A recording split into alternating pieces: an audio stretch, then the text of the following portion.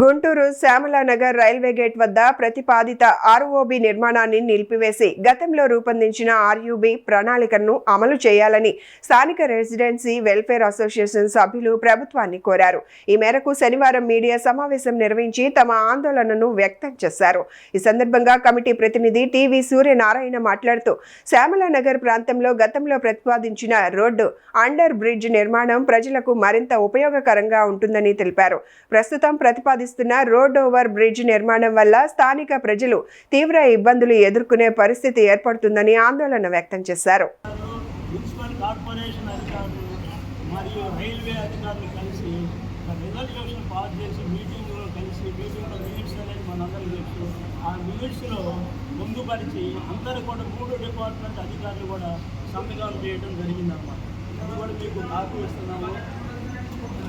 అది ఆ విధంగా కొనసాగింది, అప్రూవ్ అయిపోయింది కదా అనుకుంటున్నాం. దాన్ని కూడా ఏ విధంగా నిర్ణయించారంటే ఎవరికి ఇబ్బంది లేకుండా రైట్ ఆఫ్ వే అనేది ఒక మరొక టెక్నికల్ ROW 16.5 మీటర్లే మొత్తం డిజైన్ చేశారు. అంటే 16.5 మీటర్లు అంటే సర్వీస్ రోడ్స్తో పాటు అండర్ బ్రిడ్జితో పాటు మొత్తం కలిసి 16.5 మీటర్లు అంటే 55 అడుగులకి నిర్ణయించడం జరిగింది. ఆ విధమైనటువంటి అందరూ కూడా అప్రూవ్ చేసినటువంటి 3 డిపార్ట్మెంట్ సంతకం మినిట్స్ కాపీ కూడా మన దగ్గర ఉంది.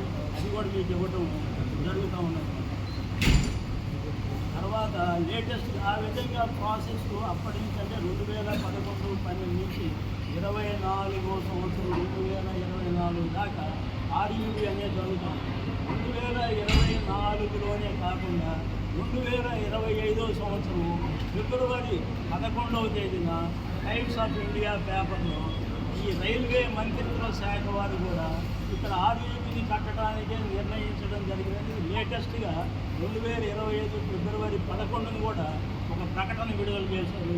ఆ ప్రకటన కాపీ కూడా మన దగ్గర ఉందన్నమాట. ఈ విధంగా జరుగుతున్న సందర్భంలో ఆలాపే సడన్గా అనుకోకుండా ఇక్కడ ఆర్ఓబీ నిర్మిస్తున్నారని చెప్పేసి మనకి తెలియవచ్చింది.